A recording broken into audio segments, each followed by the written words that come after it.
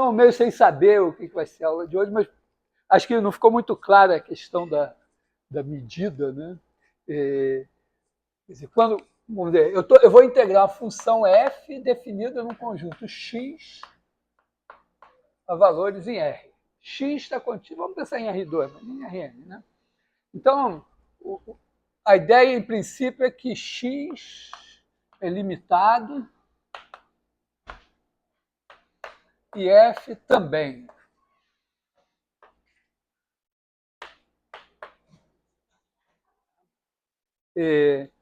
Então, eu tenho meu conjunto.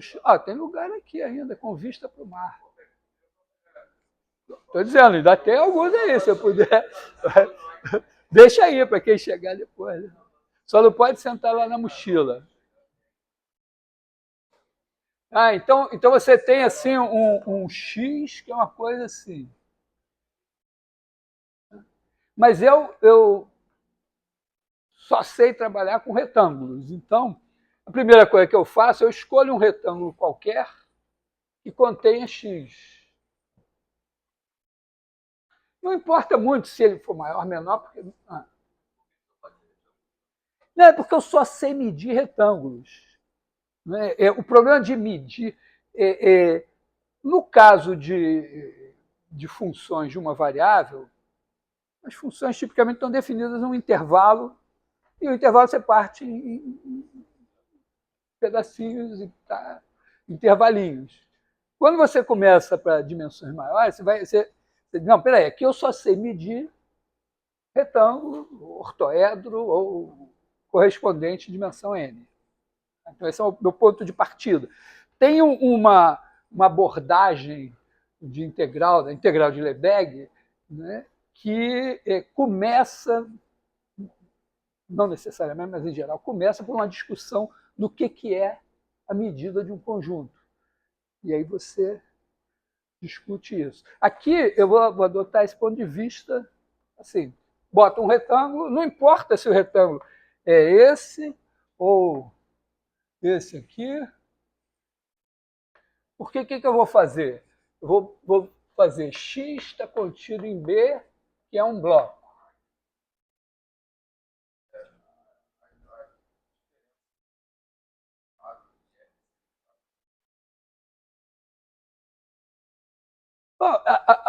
O conjunto limitado é que ele está dentro de alguma bola, ou de algum retângulo. Tá? A função limitada é que ela não pode ir para infinito em nenhum ponto. Se você pensar em termos de volume, olha o gráfico da função e pensa a parte vamos dizer, a parte contida entre o plano horizontal e o gráfico, para baixo ou para cima. A f ser limitada e o x ser limitado significa que esse sólido é limitado. Você vai limitar por aqui para limitar f, vai limitar em volta para limitar o x. Então aqui um bloco significa B é alguma coisa do tipo A1, B1, vezes A2, B2. Se for no plano, tá bom, mas se for em Rn,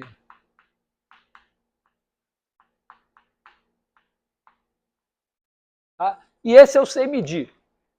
A medida desse cara, o volume desse cara. Eu vou usar o mi, né? Eu vou usar essa notação. Mi de B é igual a B1 menos A1 vezes B2 menos A2 vezes Bn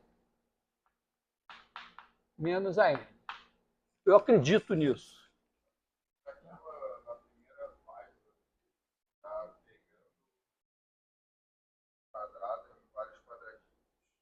Sim.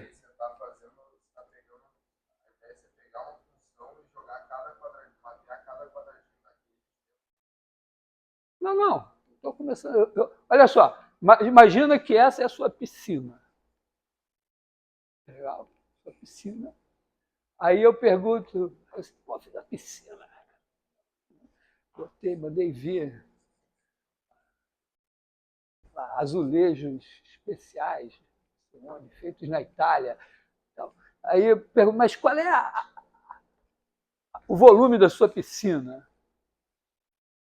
Não, bom, peraí, ela tem uma altura constante, depois você pode pensar se a altura não for constante, a altura tem um certo caimento, mas eu preciso ver a área. Então a área, eu vou esvaziar a piscina para ver melhor e vou, né, ela está, vamos dizer, eu vou fazer um ladrilhamento assim,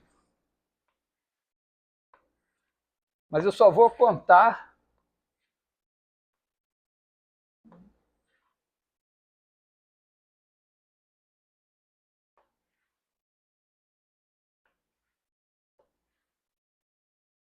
você vai me dizer, ó, a área da minha piscina é o seguinte, por baixo eu vou contar quantos azulejos inteiros tem aqui dentro.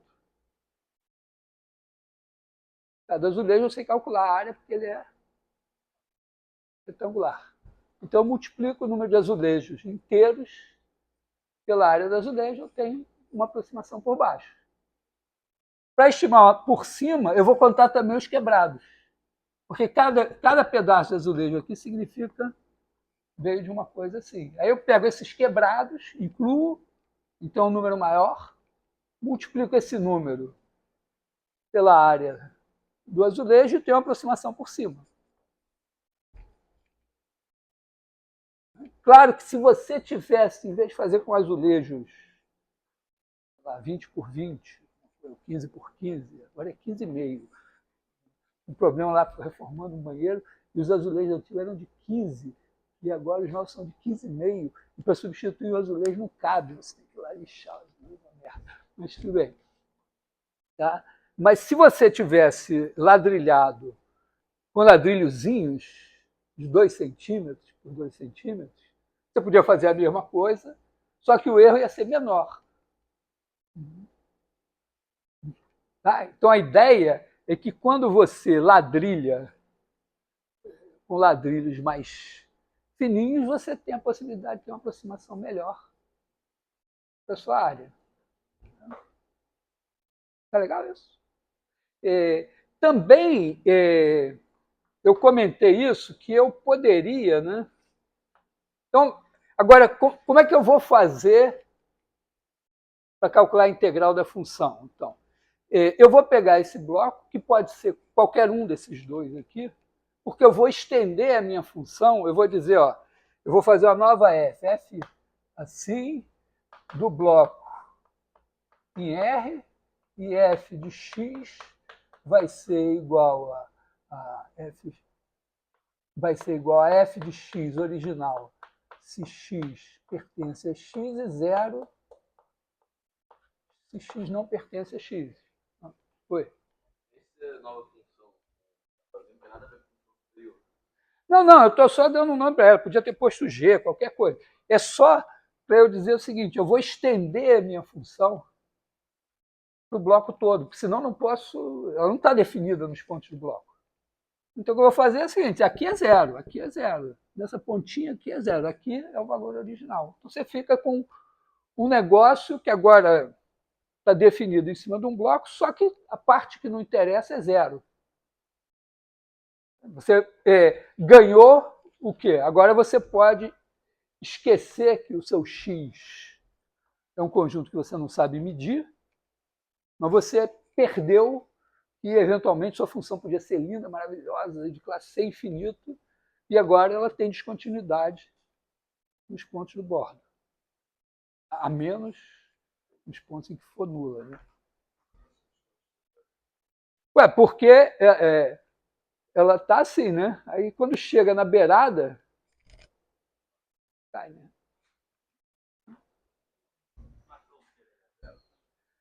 Não, a menos que ela fosse originalmente 0 na fronteira, porque pode ter pontos, eu não disse nada sobre x, então pode ter pontos da fronteira que estão em x, e aí é o valor original da função, pode ter pontos que não estão em x, agora é 0. Mas a ideia, né, tem uma ideia básica aqui, que a gente espera que esse conjunto da fronteira, onde eu vou introduzir essas descontinuidades, seja algo que não tem área. Então, tem uma ideia, vamos dizer, acho que eu vou comentar hoje o conceito de conjunto de medida nula, é uma ideia tão bonita, tão legal. Né? Então, vou fazer isso. Agora, essa F daqui, com a barrinha em cima, está definida no bloco.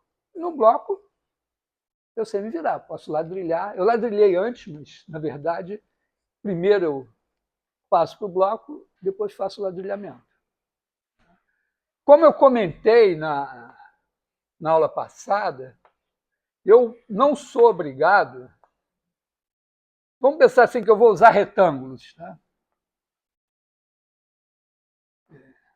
Eu não sou obrigado a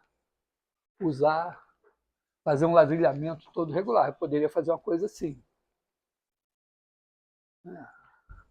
A casa da minha avó, em Belo Horizonte, que hoje só existe na minha memória, tinha o piso do acesso ao banheiro e da cozinha era feito com pedaços de mármore no cimento, e eles eram todos irregulares. Então, eu poderia fazer uma coisa. Eu vou desprezar o cimento aqui, só tem. Eu poderia fazer assim. Mas tem uma desvantagem para isso, que a demonstração daquele teorema que eu posso fazer as integrais iteradas fica mais difícil. Mas isso aqui, já falei, tem todo. É super valioso, porque pode ser que a sua função, aqui assim, ela faça um bico. E, então, nesse ponto daqui, você queira dizer, não, aqui eu vou fazer um ladrilhamento mais fininho, porque aqui eu preciso aproximar melhor. Tá certo? Quando você está calculando uma integral numericamente, você vai calcular numericamente essa integral, se você, vamos dizer, está com um computador pré-histórico, ou vai fazer na mão, né, e o número de intervalos aqui vai resultar um número de contas que pode ser maior ou menor, você tipicamente, se você tiver, se eu tiver 2 intervalos para gastar, provavelmente eu vou fazer uma coisa assim.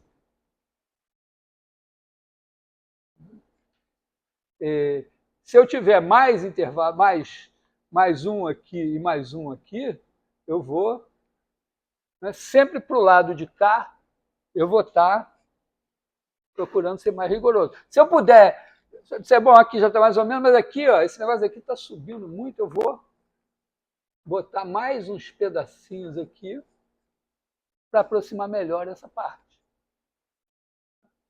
A mesma coisa seria aqui, se aqui tiver um bico assim, eu posso botar uma malha mais fina. Eu até comentei na aula passada, não apareceu no vídeo porque tivemos um problema, mas vamos dizer, da palestra que eu assisti muitos anos atrás, que tinha uma figura que era uma coisa, a região era uma coisa assim, claramente tinha a ver com, tão assim, mas mais ou menos assim, tinha a ver com o perfil de uma asa de avião, e o domínio era aqui fora. Né? E, claro, a malha, né, ela era muito mais fina, aqui assim, do que aqui. Aqui é um lugar onde precisava dar mais atenção, porque as coisas iam variar mais rapidamente. Então, tá, na hora de botar a mão na massa, pode ser assim. Mas não tem problema, porque se você usar essa malha aqui, você sempre pode dizer, não, tudo bem, mas essa malha aqui pode ser refinada, exatamente como a gente refina a partição no cálculo 1, né? Eu não vou fazer todo o refinamento, mas tá certo? Aqui eu já resolvi um pouco. Agora, aqui ainda eu posso esticar esses caras aqui.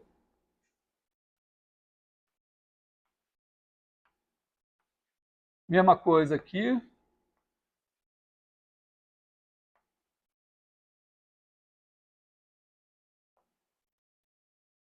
E agora eu tenho uma malha que eu tenho uma partição aqui e outra partição aqui, e elas estão me dando os blocos.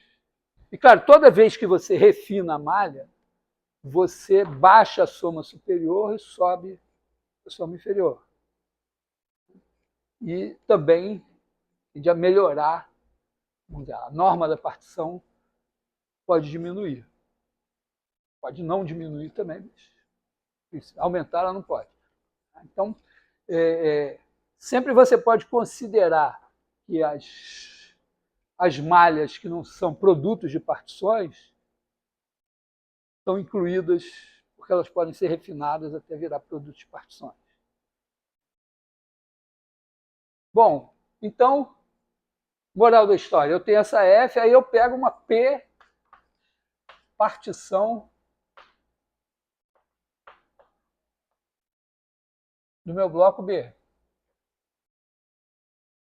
P é o quê? P é igual a P1 vezes Pn, né?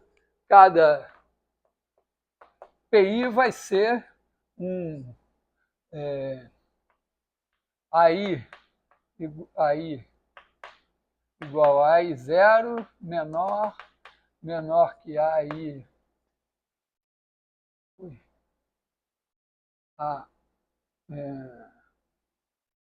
botar assim, NI que é igual a BI. Estou pegando o intervalo. Aí, BI e dividindo.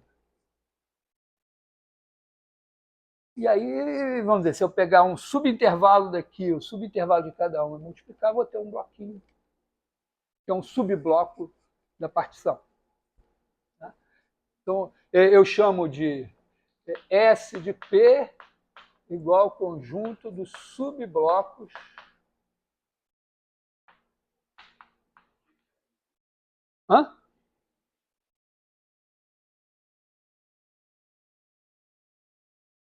I de B, INI aqui? Esse cara aqui é o volume do bloco.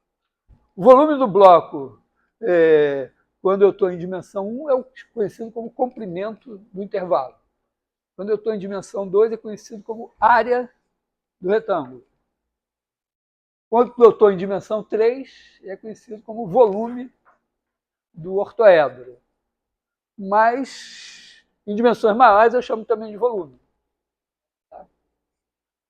Então, cada bloquinho desse eu tenho o volume dele dado pelo produto das arestas.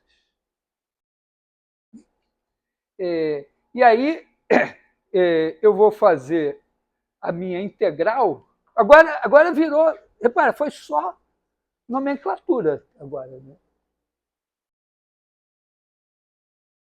A ideia de volume n-dimensional está razoável. Então, foi nomenclatura. E agora eu vou fazer a mesma coisa que eu faço no cálculo de uma variável. Eu vou pegar cada bloquinho e vou aproximar a função nesse bloquinho por uma de 3 escolhas. Uma escolha é dizer, vou pegar o ínfimo da função no bloquinho. Aí eu vou fazer a aproximação por baixo. Em cada bloquinho eu pego o ínfimo. Então eu vou fazer, vamos dizer, MI igual a inf de F. Vou botar M beta. Vou usar o beta como índice. Tá? Então eu pego F de beta. Quando eu escrevi meu livro, teve um dos pareceristas que não entendeu essa notação. Quer dizer, F de beta é um subconjunto aqui do meu B. F de beta é a imagem de beta, são os valores de F nos pontos de beta. O ínfimo desse conjunto é exatamente o cara que deveria ser o menor valor de F em beta. E com isso daqui eu faço L de FP igual a somatório com beta percorrendo os subblocos de P. Repare, eu vou usar um conjunto de índices. Aqui não faz muito sentido eu numerar os blocos. Quer dizer, faz. Se você tiver que programar, provavelmente você vai ter que numerar eles. Mas esse L de lower, tá? Aí eu vou botar aqui o F, ou M índice beta, medida de beta. Então, eu peguei em cada bloquinho, eu pego a altura mínima, multiplico pelo volume do bloquinho, esse é o valor que eu vou pegar para a integral ali. Somo tudo, eu tenho uma aproximação por baixo da minha integral. Também posso fazer outra escolha, que é o M índice beta, que é o sup de f de beta. Eu vou fazer U de fp é igual a somatório em beta de m beta mi de beta. Oi.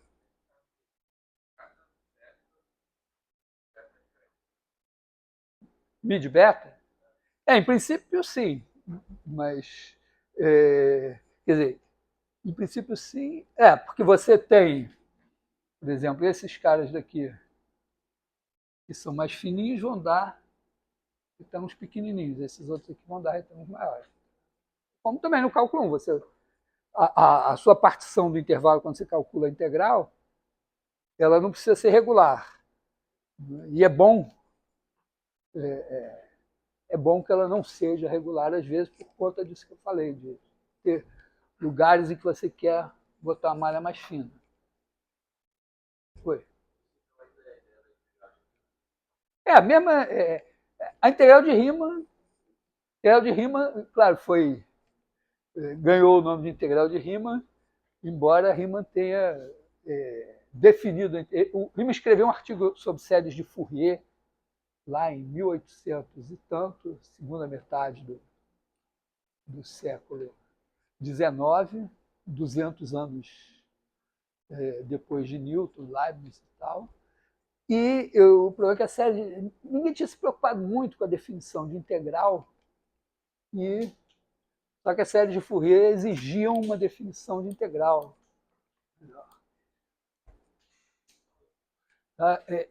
Bom, por motivos aqui. E então ele parou, não pode sentar ali. Ele parou, ele começou o artigo esclarecendo, dando uma definição de integral. A coisa estava tão precária ainda naquele momento que ele achou necessário dizer o que ele estava entendendo por integral. E aí essa foi. Mas isso é um primeiro passo. O importante no trabalho do Riemann é que ele coloca.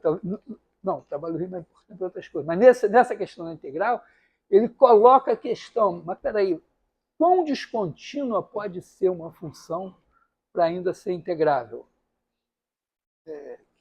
Eu vou discutir daqui a pouco.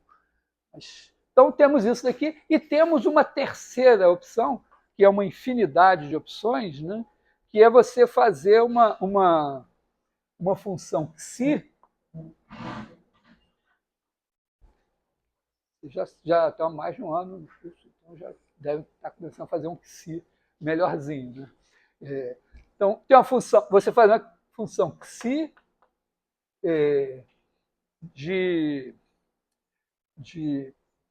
do conjunto dos subblocos em B, que pega cada subbloco beta e associa um psi índice beta. Que é o quê? Essa função é para eu escolher um ponto em cada subbloco. Então,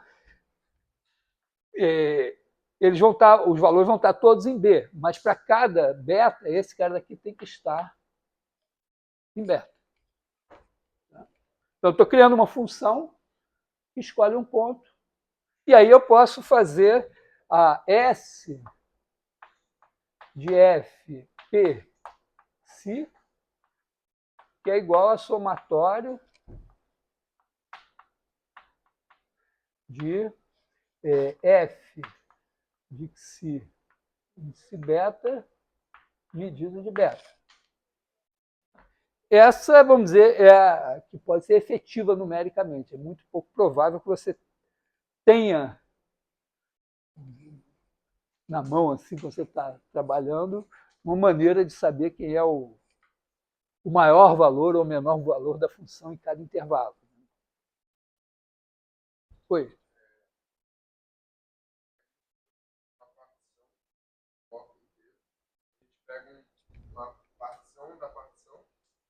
Não, não. O que é o subbloco? O bloco de P é esse cara aqui, ó. Esse aqui, ó. O B é o blocão. E esses bloquinhos são os subblocos. P é a partição. A partição que vai me dizer quem são os subblocos. Se eu mudar a partição, muda o subbloco.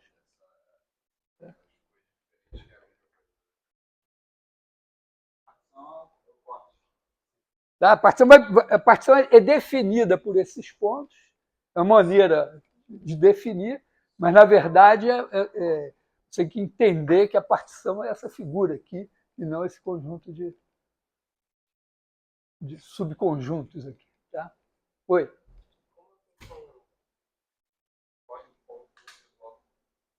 Não, se eu quiser fazer uma aproximação da integral, o mais razoável, olha só, eu estou fazendo, se eu mandasse vocês fazerem no computador, provavelmente, essencialmente era isso. Né?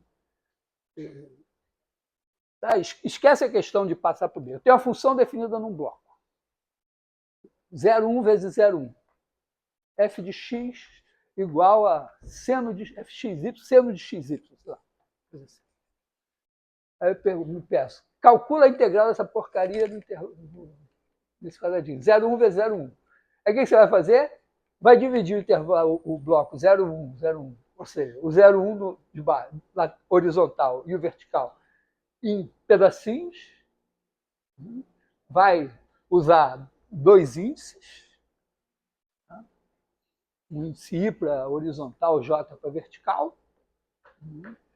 Pelo índice, você vai localizar, vamos dizer, esse pontinho aqui do bloquinho.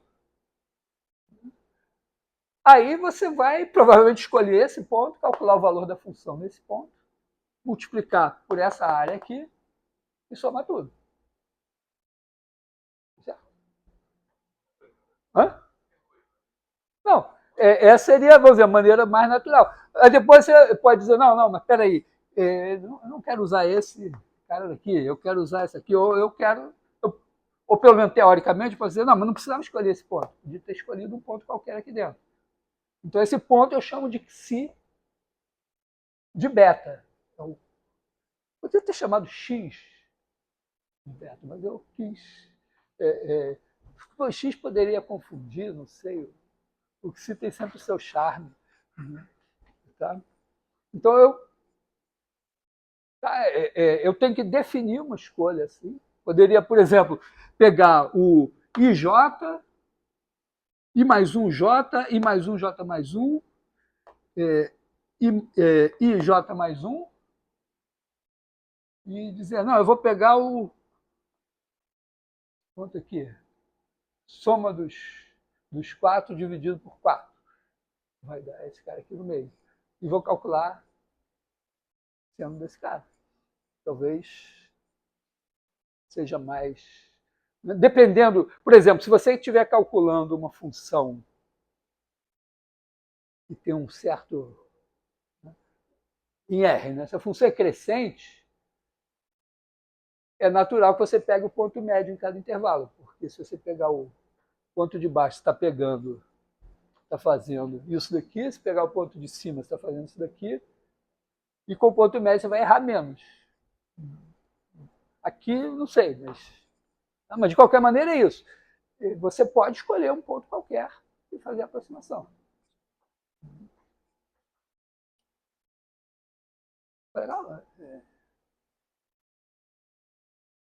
Tirando ter a notação, que é meio chata, porque eu resolvi, né, usar os... Eu podia ter chamado os blocos de beta I, e aí numerado eles de 1 até... Mas é que eu evoluí desde então. Eu já avisei que eu não consigo seguir o livro, nem que ele seja escrito por mim. Então, eu, por exemplo, eu estou adorando vocês perguntando, porque eu saí de casa hoje, o que eu vou fazer na aula? Cara, estou assim inspirado. Aí estão conduzindo, tá? Então, isso tem que estar claro, assim. Porque na hora que você for programar alguma coisa, assim, isso você vai ter que fazer. Mas acho que na hora que você programa fica mais claro, né? Mas aqui eu só preciso ter uma definição. Então, para fazer uma definição, eu escolhi, ó, eu posso fazer essa aqui, eu sei que isso aqui está acima do valor que eu quero. Vai dar uma sorte enorme a função ser constante e dar igual. Né? Esse aqui está abaixo. E esse aqui está entre esses dois. Então, a ideia é que quando a norma da partição tende a zero, a aproximação por cima e a aproximação por baixo tendam para o mesmo número, esse número é integral. Assim como no cálculo de uma variável, é fácil ver que quando você refina a partição, está assim a partição, aí você diz, não, mas agora eu vou criar mais. Então, o que vai acontecer?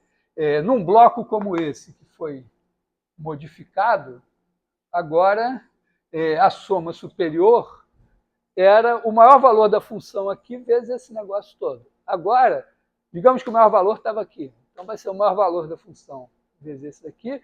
Mais uma coisa que é um pouco menor do que isso, talvez, vezes esse tamanho aqui. Mais uma outra coisa aqui. Então ficou um pouquinho abaixo, porque eu não estou usando o mesmo maior valor da função dos quatro. Então, você refinou, a aproximação por cima diminui. E a aproximação por baixo levanta. Então, o que acontece é que todas as aproximações por cima estão acima de todas as aproximações por baixo. E cada aproximação por cima está acima de todas essas aqui com o mesmo P, não importa a escolha, mas aqui o P. Parei o P, então tem a aproximação por cima e a aproximação por baixo. Esses caras aqui estão todos aqui no meio. Então, pode acontecer de uma função não ser integrável. A gente conhece um exemplo de algebeira de cálculo 1, né? Você define uma função que vale 0, f de x, f de 0, 1 em R. F de x igual a 0 se x pertence a Q e 1 se x não pertence a Q. Então, não importa a partição que você faça, em cada intervalinho, ali dentro, tem um racional e um irracional. Então, a soma por cima vai sempre pegar esse valor, a soma por baixo vai sempre pegar esse valor. Então, as somas superiores vão dar sempre 1, as somas inferiores vão dar sempre 0, e é isso. Então, pode acontecer de não ter integral. Aliás, eu vou aproveitar e vou mostrar que essa integral aqui, na verdade, tem que ser 1.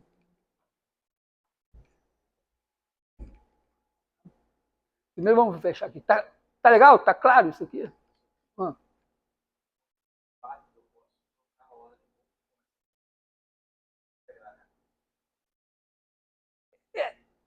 Na verdade, aqui eu não estou começando nem por x nem por y, porque eu estou fazendo assim. Tá? Agora, em princípio, o teorema é o seguinte: se a função for integrável no intervalo, no produto de dois intervalos, então eu posso dizer, não, para cada x eu vou olhar a função de y, vou integrar, e depois o resultado eu integro em x, ou para cada y Eu olho para a função em x e o resultado eu integro em y. Quando não for integrável?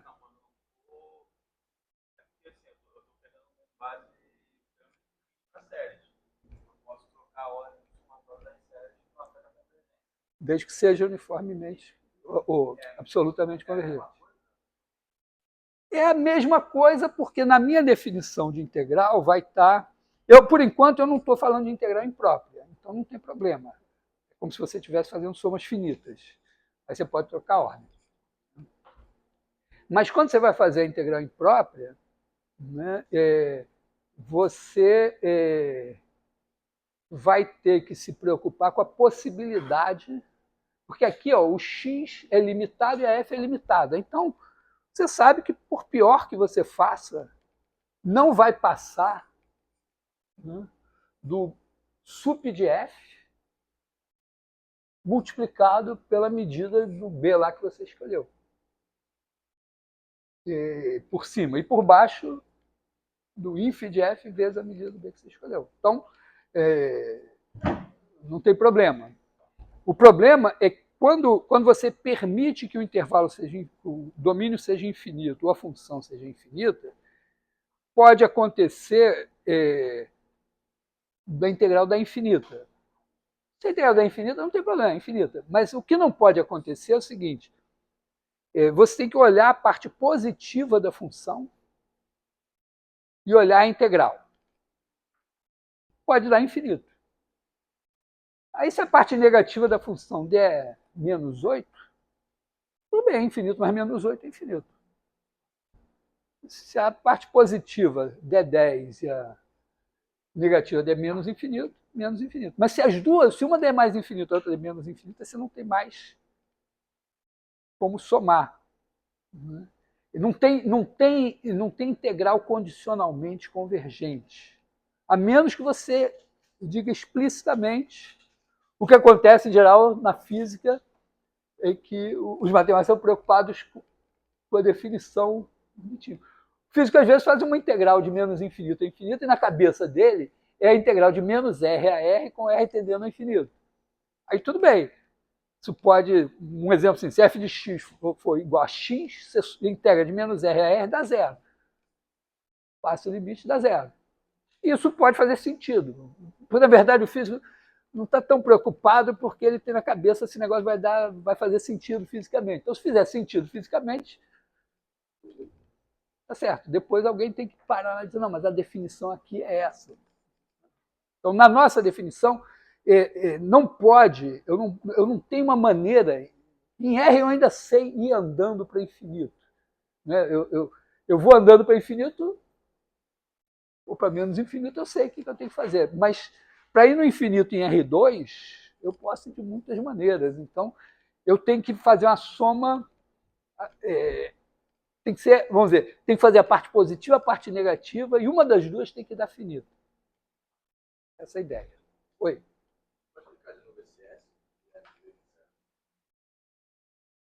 Eu estou fazendo lá no meu computador, meu seno de XY. Né? Aí eu dividi o intervalo 0,1 em 10, 0,1 em 10, estou com 100 bloquinhos, e aí eu digo, 100 bloquinhos, mas eu tenho aqui vou sortear, eu tenho um gerador de números aleatórios, e aí eu digo, eu estou aqui no bloquinho 0809 vezes 0102, então me dá um número entre 0809 e outro 0102, e eu digo, esse é o meu XY que eu vou escolher para ser a altura da minha aproximação naquele ponto. Certo? É a mesma coisa que eu faço em uma variável, né? Eu tenho isso aqui. Aí aqui eu não preciso fazer isso ou isso. Eu posso escolher um ponto qualquer aqui no meio e dizer, eu vou botar isso aqui. Está acima desse, abaixo desse. Tudo bem. P, eu fixei a partição.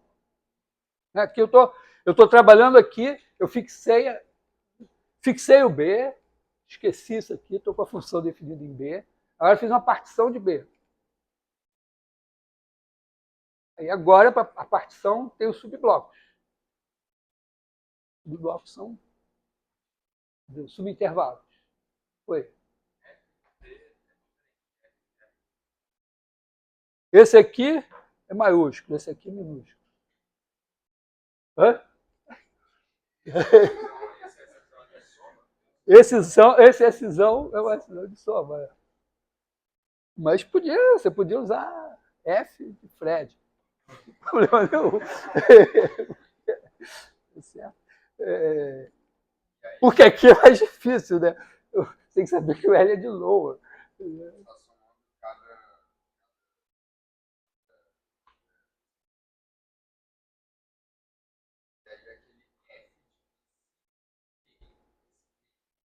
Olha só, vamos fazer de uma variável.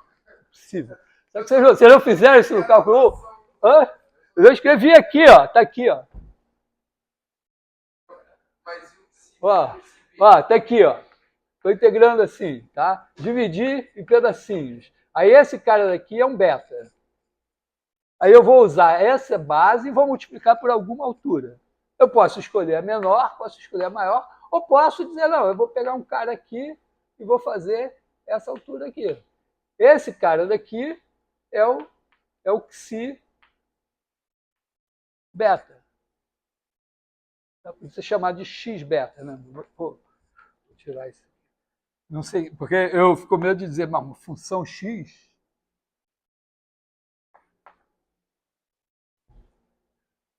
O problema aqui é que agora vai ficar X aqui. Mas X é a função que escolhe um ponto em cada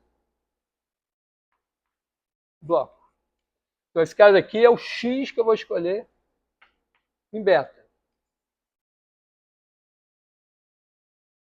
Tá? Se eu tivesse numerado os blocos, chamado beta 1, beta 2, beta M, aí cada beta I teria um XI.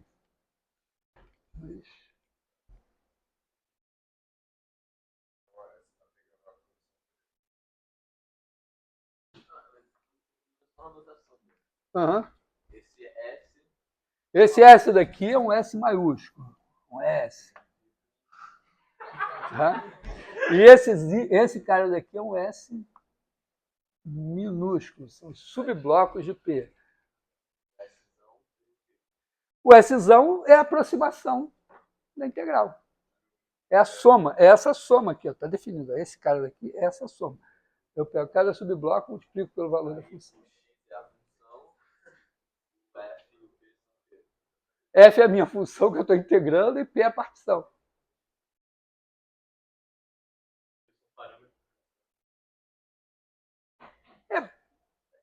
É assim, porque eu vou fazer o meu programa. Então, eu posso entrar com a função F. Ela tem um domínio. Para simplificar, vou supor que essa função, entrou a função F, ela está definida num bloco. Então, entrou a F, entrou o bloco. Agora, eu posso fazer a partição do bloco. Não é muito claro, mas digamos assim, que eu estou no programa, meu B está em R2. Tá? Eu tenho R2. Então, estou um par de intervalos. E agora eu posso escolher a partição do A1, B1, a partição do A2, B2. E isso me gera um conjunto de bloquinhos. E aí eu escolho um ponto em cada bloquinho para poder fazer essa aproximação da integral. Vocês calcularam a integral em computação 1? Mesmo que não calcule em computação 1, eu não sei. A primeira vez que eu tive um computador na mão, assim que eu podia fazer, a primeira coisa que eu fiz foi calcular uma integral. E deu errado. Deu pau. Porque eu fui fazer a integral de x2 e na minha inocência eu botei x elevado a 2 e claro que o computador pegou o logaritmo de x e quando x era 0 deu pau. Em vez de escrever x vezes x, mas vivendo e aprendendo. Pelo menos era assim naquele tempo.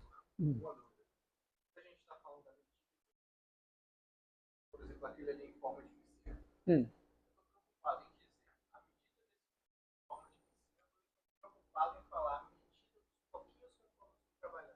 Não, eu esqueci a piscina. A piscina agora só serve para eu saber se o cara está molhado ou não está molhado.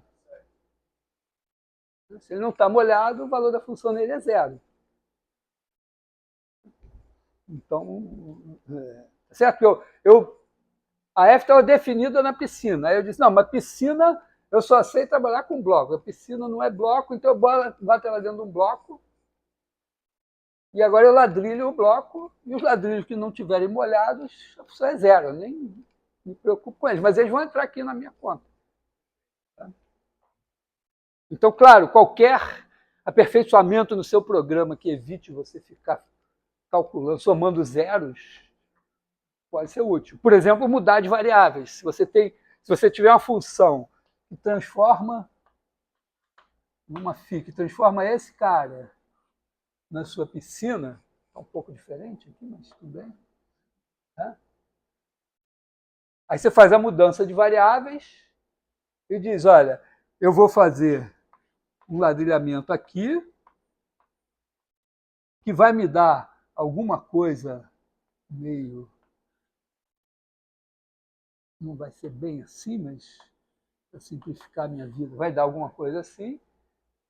E aí, cada vez que eu pegar um cara aqui, eu estou pegando o cara aqui. Aí eu vou pegar esse cara aqui, vou olhar esse cara daqui elevado nesse aqui, então eu escolho um ponto aqui, que na verdade eu escolho um aqui, olha a imagem dele, aqui. Aí multiplico essa área pelo tamanho desse cara. Não jogo nada fora. Mas só que essa área daqui eu não sei. Eu sei essa área daqui. Aí eu multiplico essa área daqui vezes o fator de esticamento, o jacobiano, pelo cara daqui.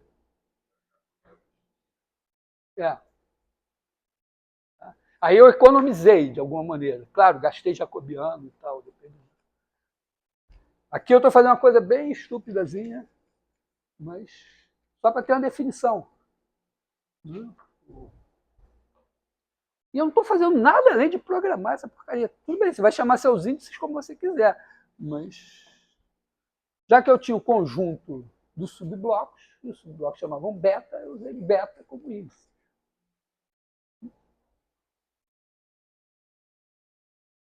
Legal ainda. Então isso é só para definir a integral e saber que, né, se, por exemplo, a minha função fosse, se eu estivesse calculando a área da piscina, a função era 1, em todos os pontos da piscina, 0, e aí o resultado desse negócio seria o quê? Quando eu faço a aproximação por cima, eu pego esse bloco daqui e ele conta 1 porque tem esse cara que a função vale 1. Esse daqui conta 1, esse daqui conta 1, tudo bem. Quando eu faço a aproximação por baixo, esse mesmo cara vai levar o 0 aqui, que é o mínimo aqui. Então, a aproximação por cima vai pegar os ladrilhos que interceptam a piscina e vai somar as áreas. A aproximação por baixo vai pegar os ladrilhos que estão dentro da piscina e vai somar as áreas. E quando eu refinar, né, pegar ladrilhos com lados cada vez menores, eu vou estar fazendo uma aproximação cada vez melhor. Claro que o bordo da minha piscina podia ser uma coisa meio esquisita e talvez, quem sabe, isso me desse algum problema. Mas se for bonitinho assim, é isso.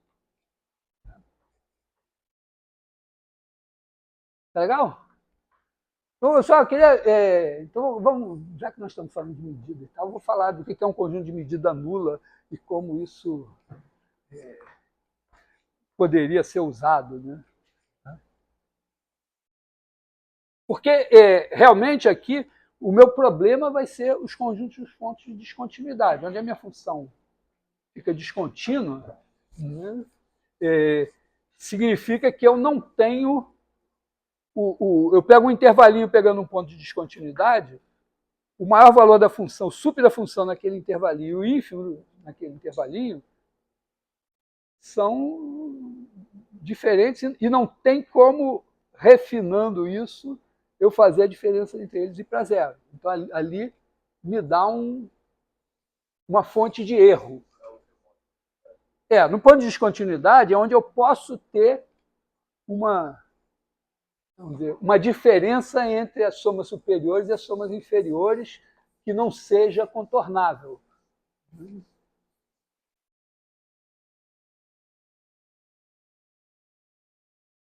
Então, é claro que se eu estou aqui fazendo essa integral aqui, aí aqui eu introduzo um ponto de descontinuidade. Bem, aí eu faço a minha partição.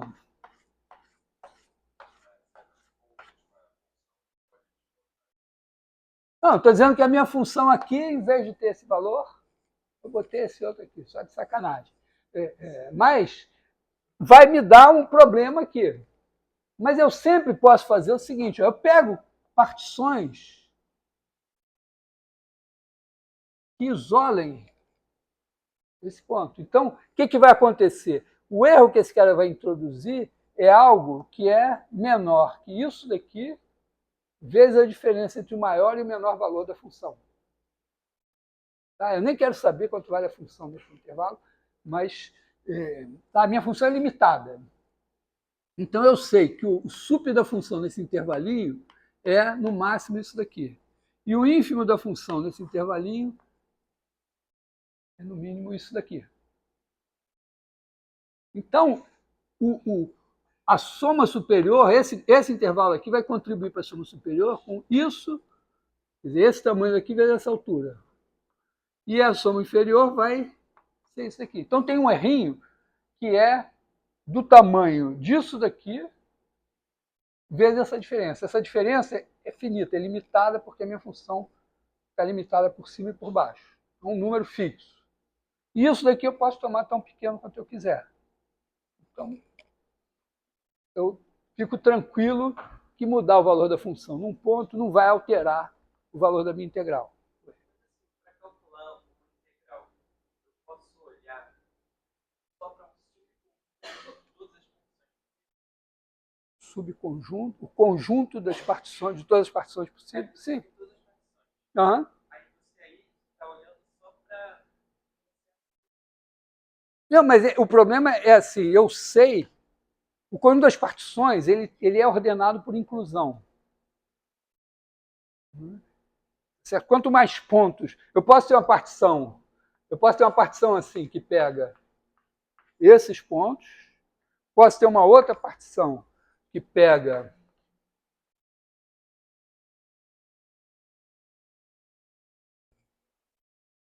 e ela só tem as extremidades em comum. Mas, então, eu não posso comparar essas duas partições. Mas eu posso criar uma partição, que é essa aqui, né?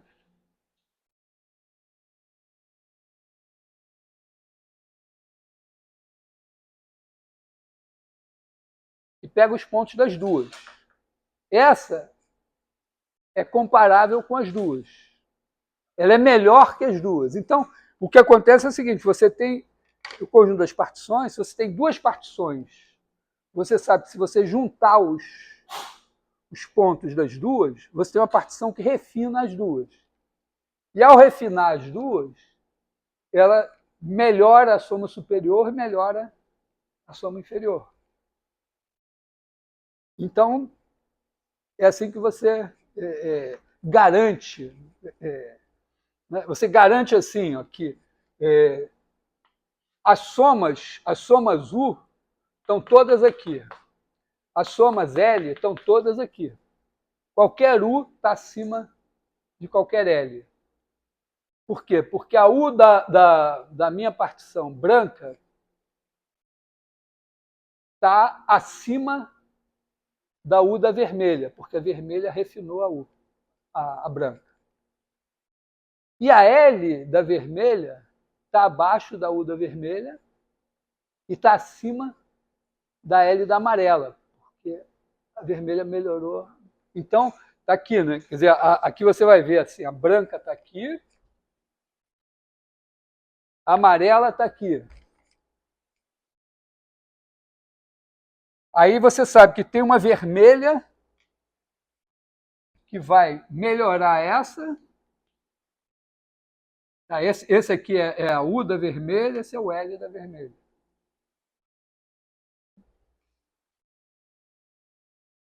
Isso vale vamos dizer, no intervalo, vale no bloco, mesma coisa. Então, aqui a ideia então é que sempre que você tem um ponto de descontinuidade, você pode isolar esse ponto e dizer, ó, as partições que isolam esse ponto já praticamente dizem, aqui mudança é menor que epsilon, você pode arbitrar o epsilon. E claro, se você pode isolar um, você pode isolar 10, 1000, 1.000.000. Então, se você tiver um número finito de descontinuidades, né, tudo bem, você pode integrar. A questão é se for além disso. Então, o Borel, o nome dele aqui em cima, Emília Morel, um matemático francês do final do século XIX, começo do século XIX. Ele, na verdade, ele viveu até 1950 e tanto, uma coisa assim, foi político também, mas ele teve uma ideia brilhante. Tá? E ela vem na esteira da discussão do que é integral. A ideia é meio assim, acho que no começo do cálculo, a integral é a área, vamos dizer, pode significar espaço percorrido, volume, massa, o que for, mas você bota a função, a área debaixo do gráfico, estava todo mundo feliz. E a maneira boa de calcular a integral era calculando primitiva. Não tinha computador. Então, fazer ali na mão sempre era mais chato. Mas, a partir do trabalho do Fourier, as pessoas começaram a ter que discutir o que era integral e isso vai culminar, mais ou menos assim, com a integral de Lebesgue, que é em 1900. E o Borel era o professor do Lebesgue e tal. E se você pensa essa coisa de aproximação por cima, por baixo e tal, tem uma coisa que você deve sempre poder garantir, né? Se você tem um conjunto X e ele está contido em Y, então a medida de X é menor ou igual que a medida de Y. Outra coisa que você pode garantir é que a medida de A união B tem que ser menor ou igual que a medida de A mais a medida de B. Né? Porque, tipicamente, você pode pensar assim, está aqui o A, está aqui o B, tem uma interseção que está sendo contada 2 vezes, quando você olha para cá. Então, a ideia é mais ou menos que medida é uma coisa positiva que se associa a cada conjunto e que satisfaz essas coisas aqui. Aí, uma coisa que você pode pensar aqui, olha, mas eu sei também somar, né? São coisas positivas, eu sei somar uma infinidade. Então, se eu tiver união de n igual a 1 a infinito de AN, se eu fizer a medida disso aqui, tem que ser menor ou igual que a soma de n igual a 1 a infinito da medida dos ANs.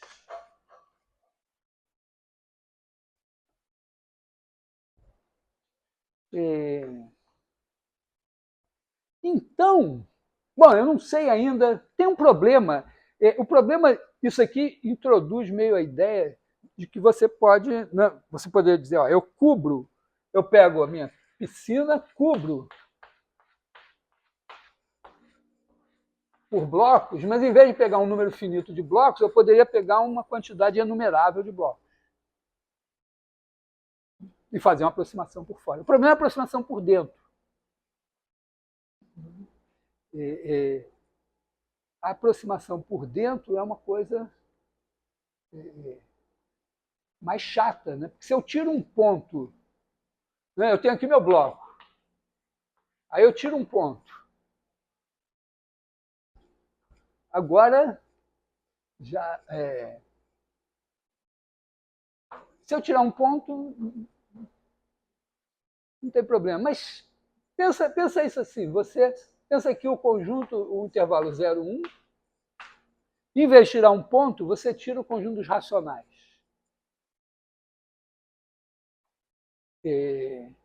Agora, né, qualquer se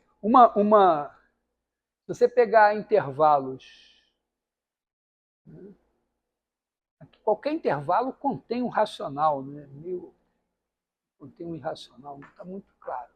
Mas tem uma coisa que dá para pensar o seguinte, ó. Eu poderia definir o que é um conjunto de medida nula. É um conjunto que eu garanto que ele é pequenininho. Por quê? Porque eu sei que...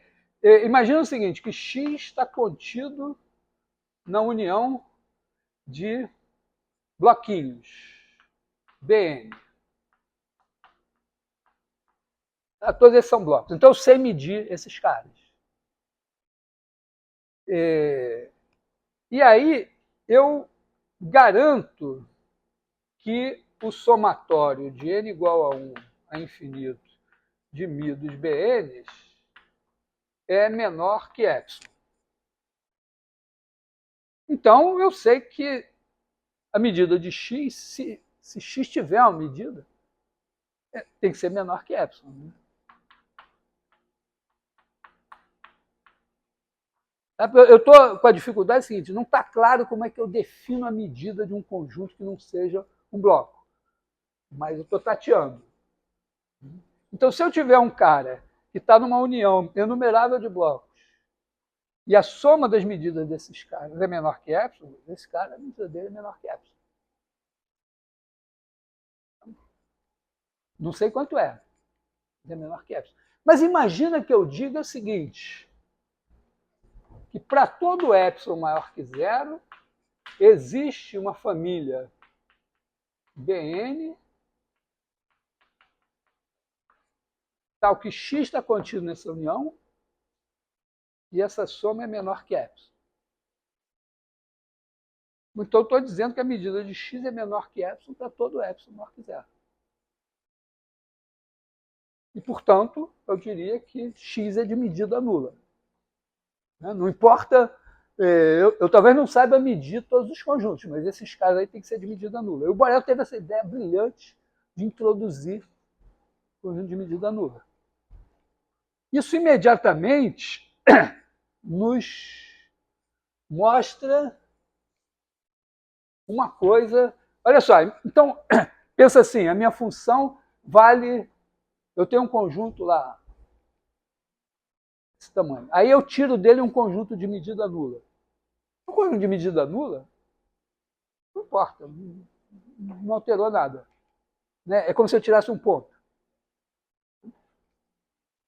Agora pensa o seguinte, pega o conjunto dos racionais.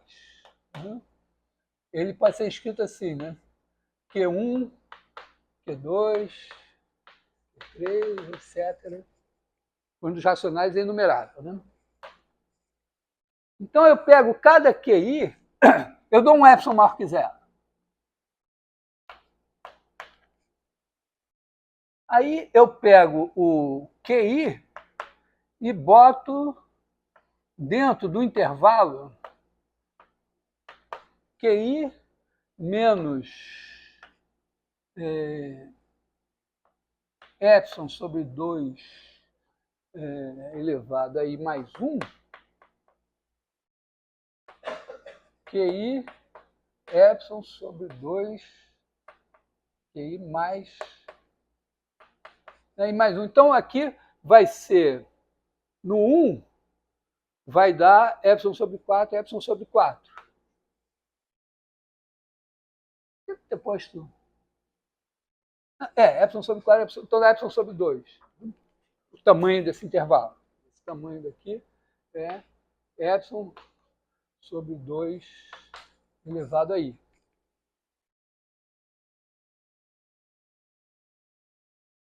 Então, chama esse cara daqui de B índice I. Então, Q está contido na união desses B mais a soma da medida dos BI é igual a somatório de igual a 1 infinito de 1 de epsilon sobre 2 elevado a i, é igual a epsilon. Que a gente não consegue com a soma da PG, hein? Então, eu acabei de mostrar que o conjunto dos números racionais é de medida nula. Pensa só, tem a reta, os racionais preenchem toda a reta. Você bota um intervalinho fechado, mas com o cara no meio do intervalinho. Né? Um para cada racional. Aí junta esses intervalinhos todos, bota um do lado do outro, assim, bonitinho. E todos os racionais estão ali dentro. E a medida é epsilon. Qualquer epsilon. Então, significa que, em termos, se você define, qualquer que seja a medida razoável que você defina nos reais, razoável, quer dizer, a gente está tentando pensar assim, o que é a medida de um conjunto? Eu não sei o que é, mas seja o que for, os racionais vão dar um conjunto de medida nula.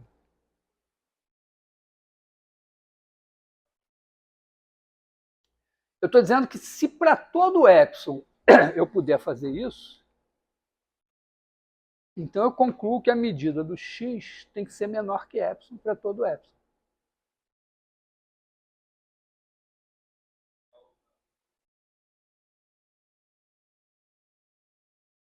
Aqui é o seguinte, ó. Eu dou um epsilon, eu boto o x dentro de uma união de bloquinhos. Então, a medida de x, seja ela o que for, é menor ou igual que a soma das medidas dos bloquinhos. Se essa soma é menor que epsilon, então a medida de x é menor que epsilon. Tá? E eu consigo... Repara, na verdade, qualquer conjunto enumerável que eu pegar dentro dos reais vai ser de medida nula.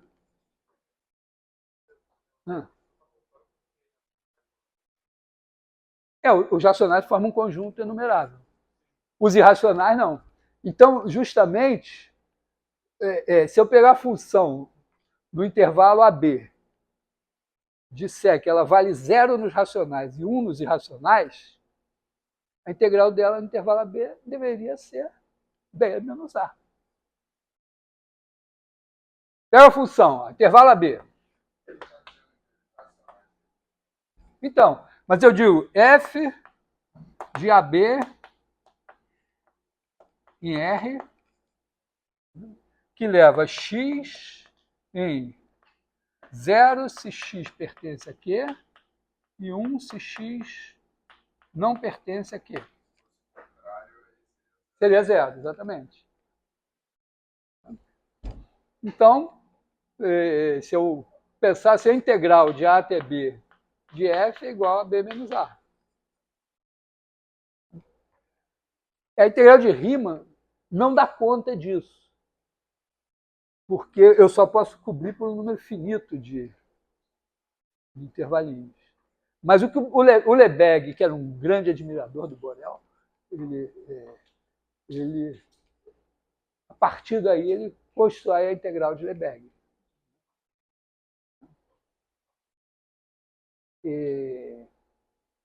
Então, tem a integral de Lebesgue, você não vai conseguir calcular, achar uma primitiva de E elevado a menos x2 com a integral de Lebesgue. Não é, a ideia não é calcular integrais calculando primitivas, é simplesmente dizer que algumas funções que pela definição que a gente viu antes de Riemann, não são integráveis, do ponto de vista da integral de Lebesgue, elas podem ser consideradas integráveis. E uma vantagem que a integral de Lebesgue também tem é o seguinte, é que frequentemente você define uma função como limite de uma sequência de funções.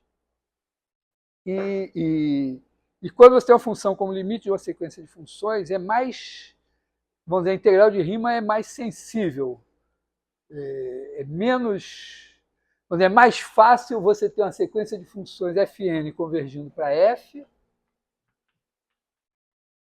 de algum critério, e a integral de fn não convergir para a integral de f. Isso pode acontecer. Na integral de Riemann é mais fácil isso acontecer. Na integral de Lebesgue, você tem vamos dizer, mais uma hipótesezinha, e esse limite aqui vai ser igual a esse. Então a integral de Lebesgue ela vamos dizer, ela é boa para a teoria, para você conseguir dar conta de, vamos dizer, sei lá, você quer derivar dentro do sinal de integral e às vezes assim, a integral de Riemann não dá, mas a integral de Lebesgue, tudo bem, funciona. Oi.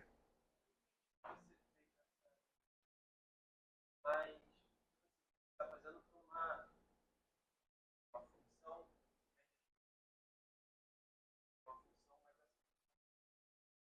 Sim, eu não porque justamente o problema, a questão que o Lebesgue se coloca, quer dizer, eu quero estender o conceito de medir. Eu sei medir intervalos, mas eu quero medir conjuntos mais gerais.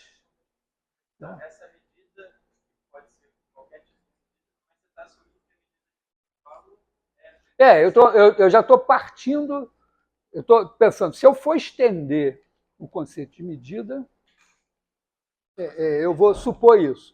Tá? Assim, e isso vale também no plano, né? Quer dizer, se eu pegar no plano, pego um bloquinho no plano, aí tiro os pontos que têm coordenadas racionais. Também é um conjunto enumerável. Esse conjunto é de medida nula. Então, também não importa. Então, geralmente, na integral de Lebesgue, você considera duas funções iguais se elas só são diferentes em um conjunto de medida nula. Porque essa mudança não é percebida pela integral. E vocês vão viver isso muito em probabilidade. E em probabilidade, considera-se que uma coisa acontece se a probabilidade dela não acontecer é zero.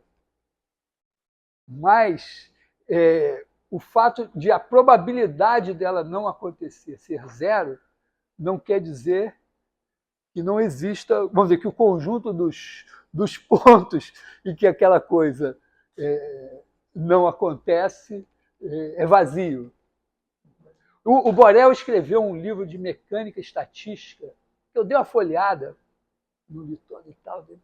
E aí, por acaso, eu olhei lá no final, e ele termina o livro dizendo assim, que pelas leis da estatística, da mecânica estatística, é possível que um tijolo que esteja na calçada, de repente salte para o ar, do nada. Mas se uma multidão afirmar para você que todos eles testemunharam esse fenômeno, e essa multidão for só de pessoas em que você confia cegamente, você pode apostar que elas foram vítimas de uma alucinação coletiva. Então, mais ou menos assim, a ideia, vou dizer, quando a probabilidade então ali ele está dizendo, a probabilidade tá certo, não é nula, mas é tão pequena que não acontece. Vamos dizer, a gente aposta, joga na Mega Sena, ou então pior, aposta lá nas bets das contas, contrariando isso. Você sabe que a probabilidade de você ganhar é ínfima, mas como você sabe que que existe essa possibilidade, então você aposta. Quando é de brincadeira, tudo bem, mas tem gente que começa a apostar e não para, né? Então, então, por trás, nós não vamos definir integral de Lebesgue, mas em estatística e probabilidade, a definição de probabilidade passa pela teoria da medida. Então, tem um certo carinho com a integral de Lebesgue.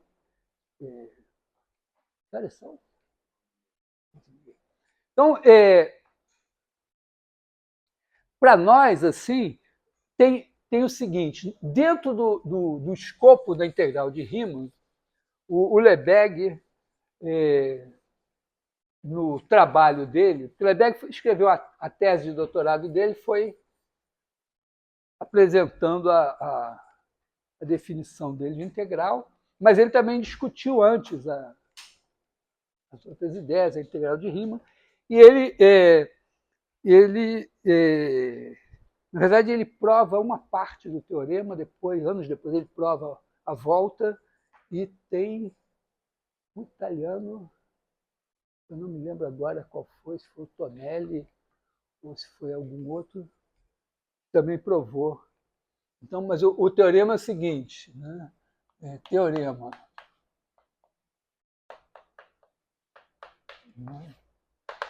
Uma F, usa assim, B,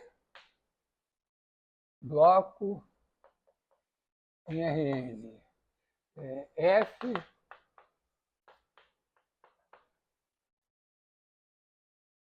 de B em R. Vou botar limitada para fazer sentido eu definir a integral de Riemann. Então, F é Riemann integrável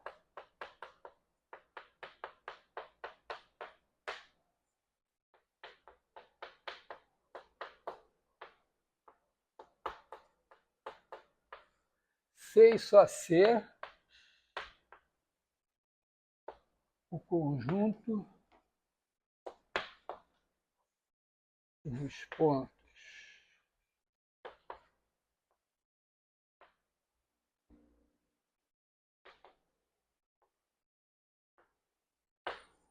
de F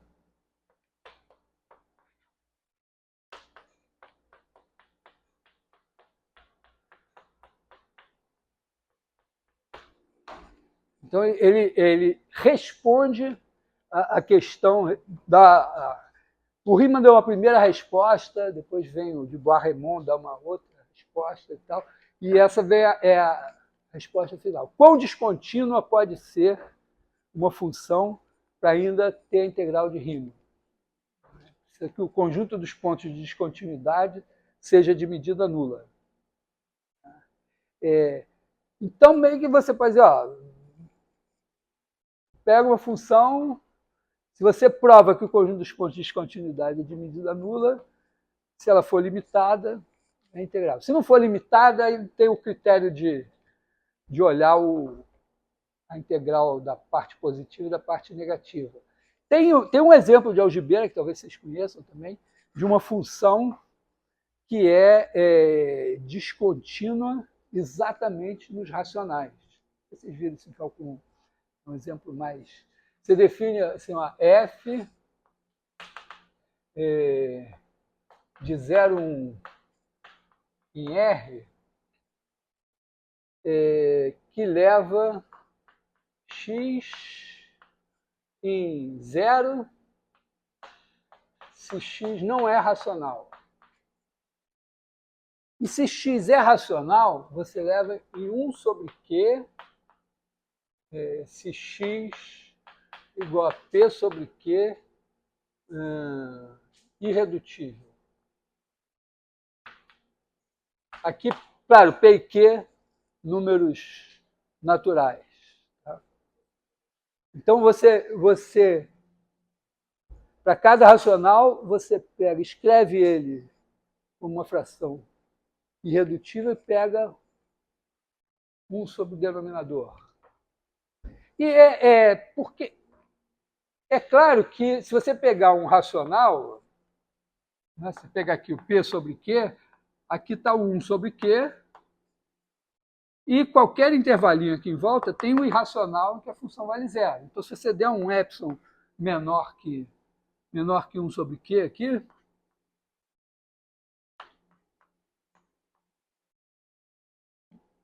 esse racional, o valor da função vai estar aqui, não vai entrar aqui dentro. Então, nos racionais, essa função é descontínua. Agora, se você pegar um irracional, pega um x aqui, a função aqui vale zero. Aí você dá um epsilonzinho.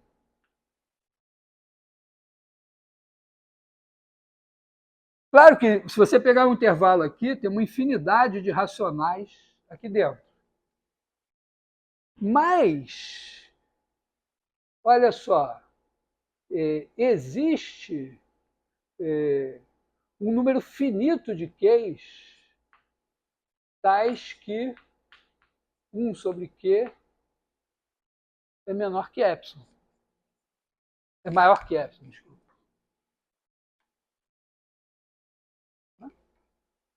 Você deu um epsilon pequenininho, aí, a partir de um certo Q, 1 sobre Q é menor que epsilon. Para cada um desses caras, né, existe um número finito de racionais correspondentes a ele.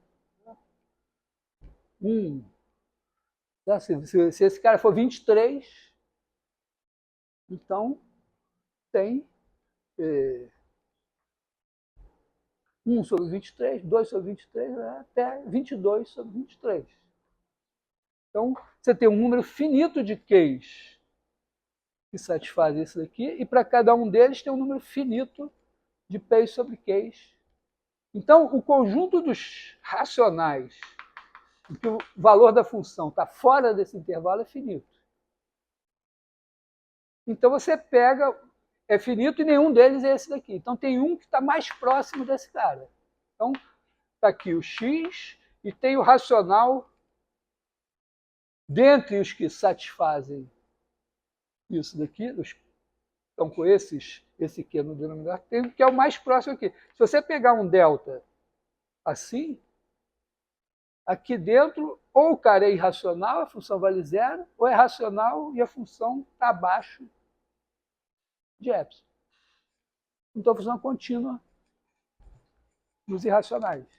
Então essa função é Riemann integrável. Tá? Inclusive dá para você provar isso na unha. Tá? Essa, vamos dizer, a questão de discutir a teoria da medida é fascinante, mas não é o objeto do nosso curso. Tá? Ela em princípio, no curso de análise real 2, se faz alguma coisa de integral Lebesgue, ou no curso de integral Lebesgue mesmo. É uma discussão também importante para a probabilidade, né? Tem uma outra coisa nessa linha, né?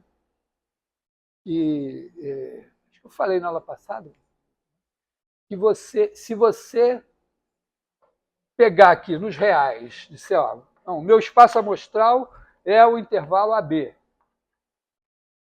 Aí eu quero definir uma probabilidade de cada ponto aqui. O problema é que esse conjunto é não enumerável.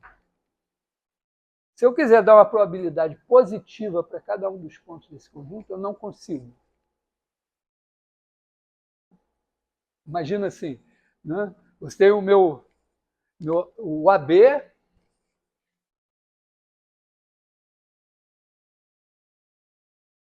AB não enumerável. Uhum. E aí eu quero dar uma P de AB em 0,1, vou botar 0 aberto, né? Definir uma probabilidade para cada elemento desse conjunto. Claro que a soma dessas probabilidades tem que dar 1. Então, nenhuma dessas probabilidades pode ser maior que 1.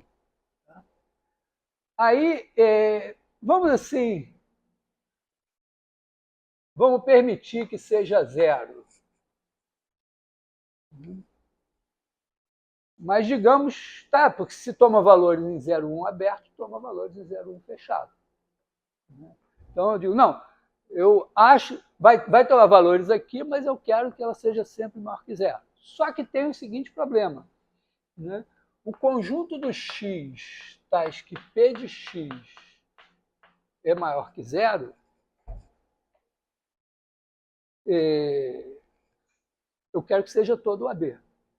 Mas ele é a união dos xn, vamos botar assim, os AN, onde AN é igual ao conjunto do x, tais que P de x é maior que 1 sobre n. Vou botar 1 sobre n mais 1. Aí o n igual a 1, 2, 3, etc. Tá? Conjuntos naturais. Bom, quantos caras podem ter probabilidade maior do que meio? Se tiver 2, já deu mais do que 1, né? Então, o número de elementos de A1 é menor ou igual que 1.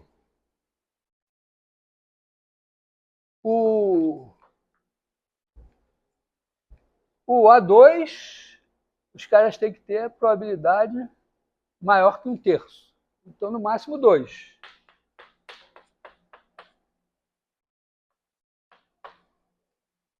Em geral, né, os caras com probabilidade maior que 1 sobre n mais 1 são, no máximo... Não, ela é a própria probabilidade. Né? Quando a gente está trabalhando com um conjunto finito, cada ponto tem uma probabilidade, a probabilidade dele. O usual. Né? Estou dizendo, a gente vai ter que introduzir a densidade por causa disso. Tá? Por quê? Porque se você pegar o AN, todos têm probabilidade maior que 1 sobre n mais 1. Então, tem no máximo n. Né? Então, a cardinalidade de AN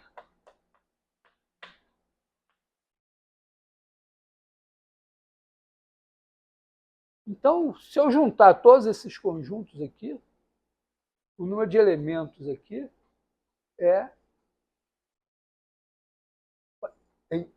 pode ser infinito, mas é inumerável.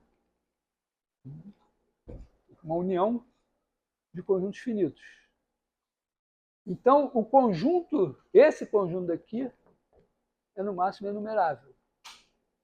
Ou seja, se eu quiser definir uma probabilidade para cada ponto daqui, quase todos vão ter probabilidade nula. Então, bom, não é assim que eu quero, em geral. Então, por isso, a gente tem que abrir mão do desejo de dar uma probabilidade para cada ponto do conjunto e dizer, não, eu vou definir uma densidade de probabilidade, uma função f de AB em R, vou botar 0 infinito, tal que a integral de A até B de f seja 1. E eu defino, vamos dizer, a probabilidade do intervalo alfa-beta como sendo a integral de alfa até beta de f. Então, é uma maneira de fazer. Outra maneira é dizer, bom, eu vou definir uma medida. Isso aqui é a maneira de definir uma nova medida. Né? Quer dizer, eu estou dizendo, ó, o intervalo alfa-beta, a medida dele não é mais beta menos alfa, ela é essa integral aqui. Então, a probabilidade, você pode dizer, não, a probabilidade é uma medida que eu vou definir no meu conjunto. E nem todo subconjunto, provavelmente, vai ter uma medida, dependendo, dá também para a gente provar, por exemplo, no caso dos reais, que se você quiser uma medida que seja, vamos dizer, a tradicional nos intervalos, e seja invariante por translação, então, nem precisa, acho, dizer quanto ela é nos intervalos. Não dá, tem conjunto que não vai ter medida. Mas aqui em princípio, a ideia de que você pode definir a probabilidade dizendo que é uma medida no conjunto permite coisas que isso aqui não permite. Você pode dizer, não, tem lá o intervalo AB e cada ponto vai ter uma probabilidade, mas sinto muito, o sorteio está viciado e a probabilidade do 2 é 1 e os outros têm probabilidade 0. Uma distribuição de probabilidade. Ela não é dada por uma função assim, seria um delta. Então você pode introduzir medidas que não são dadas por funções assim, mas esse é o padrão, mais ou menos. Você dá uma distribuição de probabilidade. Então, vamos dizer, é uma das ideias importantes por trás da definição de integral é pensar que a f que você está integrando é uma distribuição de probabilidade. E aí você vai introduzir esse tipo de restrição aqui da integral C1, da função ser positiva, mas é uma ideia importante. Quer dizer, você pensar integral, você tem que pensar em densidade de massa, densidade de carga, probabilidade, momento de inércia. Aliás, vamos definir momento de inércia. Adoro definir momento de inércia. Acho que estou lindo.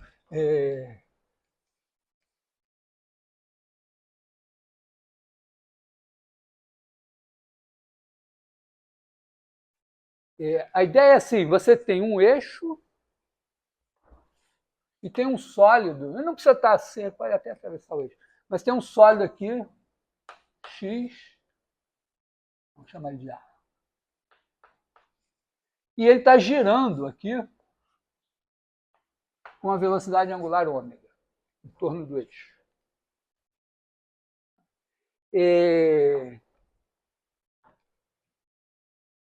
Ele está girando, todo ponto gira com a mesma velocidade angular, mas não anda com a mesma velocidade. Né?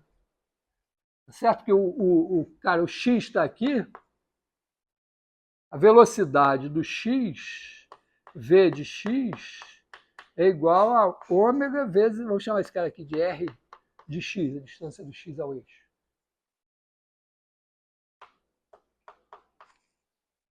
Né? Porque ele está andando num círculo de raio R, então a velocidade dele é ômega vezes R. Então, se você quiser calcular, por exemplo, a energia cinética total, aqui, você, embora esteja rodando com a velocidade angular, todo mundo com a mesma velocidade angular, cada ponto está com uma velocidade escalar diferente, você vai ter que integrar isso. E ainda por cima, cada um pode ter uma densidade de massa. Então, se você pensar assim, ó, a energia cinética, vamos dizer, do X, vamos ver,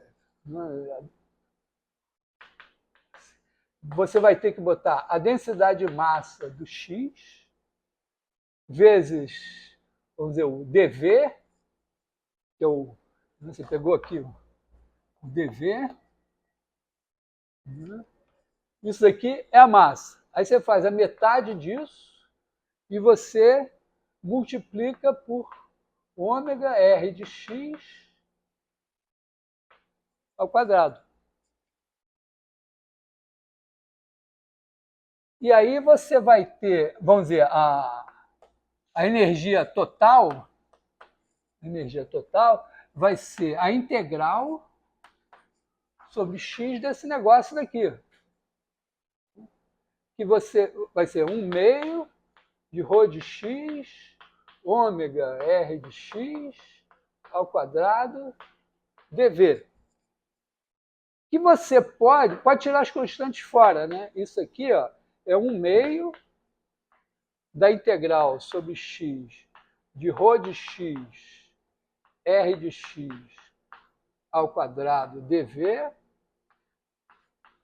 vezes ômega ao quadrado. Então é uma fórmula parecida com o meio de mv2. E esse cara daqui você chama de momento de inércia, numa versão tosca, assim, né? Desse corpo aqui. Repara, não quer dizer que eu esteja... Isso também serve para a quantidade de movimento, né? Se eu, em vez de energia, eu fosse calcular a quantidade de movimento, eu ia ter ômega R só aqui.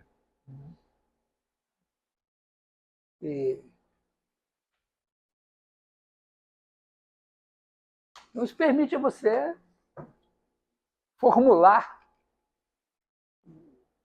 modelar uma situação.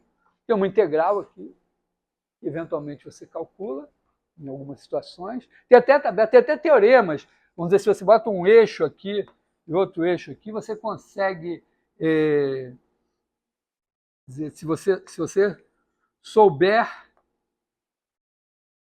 o momento de inércia em relação a esse eixo e acho que essa distância aqui, você consegue o momento de inércia em relação a esse eixo. Então, o pessoal que trabalha com coisas que rodam tem essas coisas tabeladas. Então, é um dos exercícios do nosso livro. Então, repare, aqui é legal, eu acho que é um exemplo assim, inocente, mas que exige integral você definir um conceito. Mesma coisa, vamos dizer, se eu tivesse trabalhando, mesmo, vamos dizer, se eu tiver em movimento retilíneo uniforme, mas o meu corpo não for homogêneo, eu também vou ter que integrar o quadrado da velocidade, ele sai, mas eu vou ter que integrar na massa, né?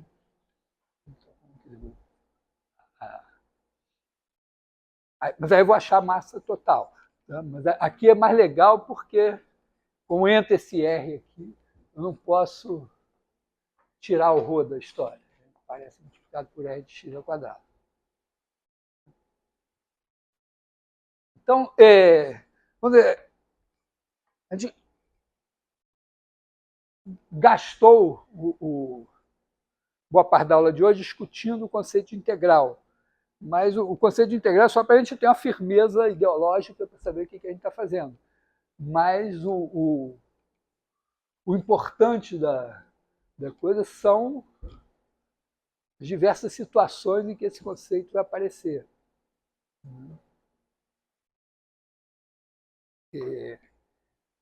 Então, já dá para encarar os exercícios lá. Eu ainda estou discutindo comigo mesmo se vai ter testes nas sextas-feiras, porque eu estou em surto pesquisatório e aí eu preciso eu tenho que parar para pensar na lista de exercícios. Para elaborar 5 problemas de múltipla escolha, toma um tempo grande, porque tem que elaborar os problemas e as respostas erradas, as armadilhas todas. Eu adoro. Nas provas de múltipla escolha, eu boto pegadinhas nojentas, uma coisa indecente mesmo assim. Mas é um pouco para você cair no teste e aprender. Melhor, né, que você encontre essas situações num teste do que um dia aí no meio da vida, onde provavelmente você nunca mais vai usar integral para nada, sabe-se lá, de repente, né, você fazer uma besteira porque não tinha pensado no assunto. Então, não sei se vai ter testes, mas tem esse capítulo 2 que tem, acho que 29. Acho que eu parei no número 29, problemas. Tem um lindo, que eu adoro também, que também às vezes dou em CVGA, mas que é o seguinte: pega uma curva convexa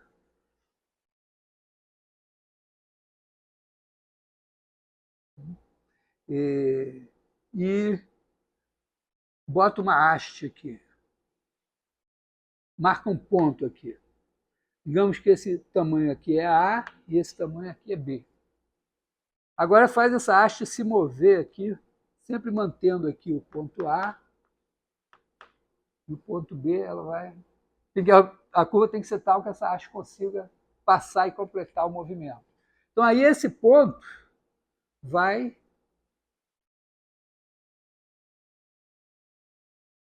descrever a linha aqui e vai ficar aqui no meio uma figura. O problema é o seguinte: a área dessa figura aqui é π AB.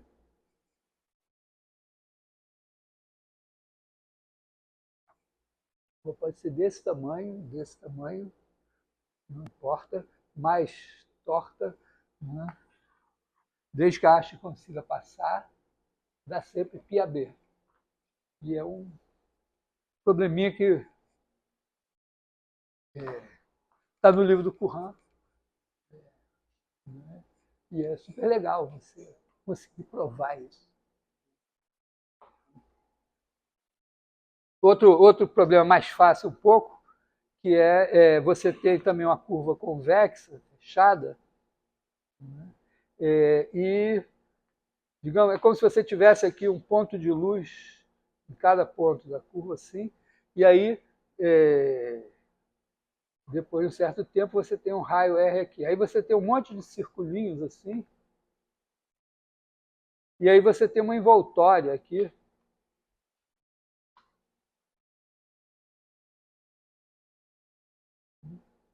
E a questão é essa área daqui. Se essa curva tem comprimento L e esses círculos têm raio R, essa área aqui no meio é LR mais πr2. Esse problema eu acho curioso que a primeira vez que eu pensei nele, botei na prova de concurso para professor aqui, eu estava na banca. E resolvia com curvatura, não sei o quê. Aí passou o tempo, anos depois eu coloquei essencialmente o mesmo problema na prova do vestibular da UFRJ.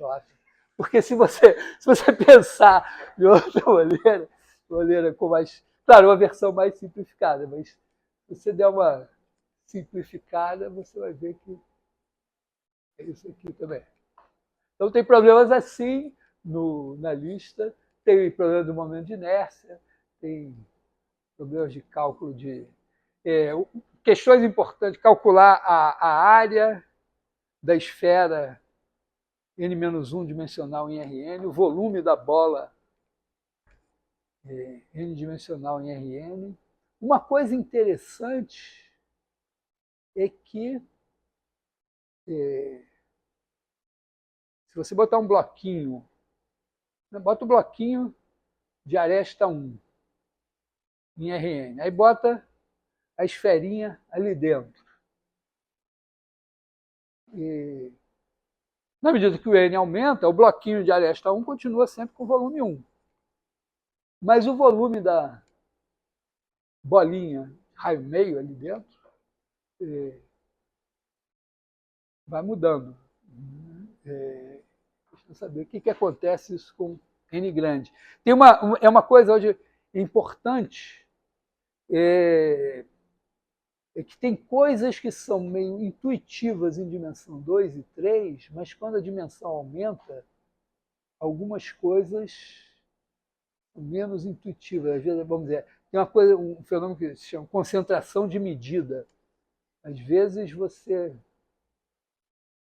quando a dimensão aumenta, a medida se concentra em um conjunto que, em dimensão baixa, pareceria não ter importância nenhuma.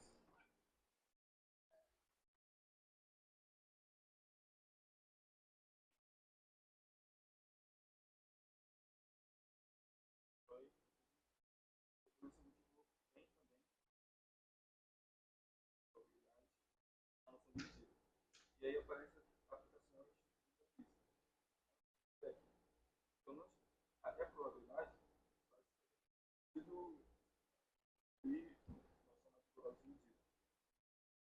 você acha que os físicos em algum momento se viram na necessidade de construir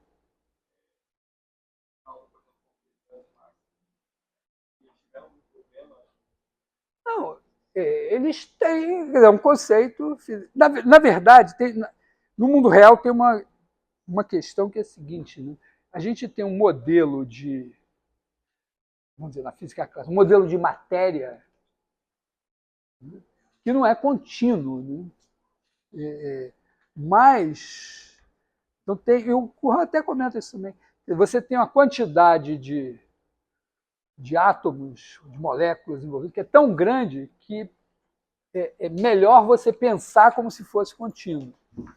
Então é um pouco essa, vamos dizer, a densidade de massa é um limite, mas você não pode fazer o volume tender a zero e ver a massa que vai ter, sei lá, massa de água que vai ter num volume pequeno demais para não ter, sei lá, menor do que o raio atômico de alguma coisa. Não vai fazer sentido. Mas a gente pensa como se fizesse sentido. É importante até isso. Eu fiz uns vídeos com pessoas falando de ensino, e tem um cara da engenharia elétrica, o Amit Bhaya. O Amit é um indiano que agora eu sei que ele é de alguma tribo da Amazônia, porque o português que ele fala não é de indiano, é de brasileiro. Mas ele comenta a certa altura que para engenharia você tem modelos, e ele diz que os matemáticos se apaixonam pelos modelos. Então, por exemplo, esse modelo de matéria contínua é um modelo, mas os matemáticos pensam aquilo como se realmente a matéria fosse contínua, a densidade de massa fosse uma realidade. E a gente desenvolve, às vezes, isso muito além, vamos dizer, do razoável, não sei. Então, é difícil dizer, porque também, às vezes, tem umas coisas absolutamente abstratas de matemática que parece que não tem nada a ver com nada, e aí um dia o físico vai lá e vem com aquilo como modelo de algum fenômeno que acontece. E meio que assim, para os físicos, é meio que tem coisas lá na matemática que de vez em quando o cara dá uma olhada, pô, legal. E às vezes os matemáticos começam a fazer coisas que eles começam a não entender nada, e aí chamam um físico para dizer, o que é isso que ele está fazendo? Porque às vezes aquilo tem um significado físico, mas você não sabe a física. E você fica perdido também. Aliás, esse é um risco que a gente tem nesse curso. A gente vai entrar em coisas, já falei isso na primeira aula, né, que tem a ver com eletromagnetismo, com propagação de calor e tal, e a gente vai ter que ter um mínimo de intuição desses fenômenos para não ficar totalmente perdido. Às vezes eu tenho assim como um fato assim que eu respeito é o seguinte: se os físicos usam e fazem aquilo, deve existir. Porque às vezes eles fazem umas coisas completamente malucas e tal. Olha, parece que não converge, não faz sentido. Faz sentido, se eles usam, faz sentido. Às vezes é o contrário, às vezes eles respeitam demais o que os matemáticos fazem e deixam para trás o que eles faziam, que era mais certo. A gente vai ver um exemplo importante, é o conceito de divergência. Divergência é um conceito que vai aparecer nesse curso, e que o conceito que a definição que ficou aceita universalmente É uma definição matemática que é muito pior do que a definição física. Você retomar a definição física é melhor, a matemática fica melhor. Tem isso também.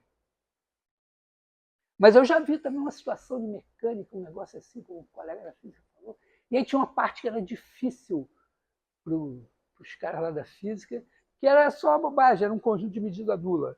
Para nós era trivial, mas para eles... Né? Porque, às vezes, a maneira de você provar que alguma coisa existe é provar que o conjunto, vamos dizer, daquilo que não existe é de medida nula. O que você não quer é de medida nula. Então, o que sobra existe, porque o resto é de medida nula. Sim, é isso.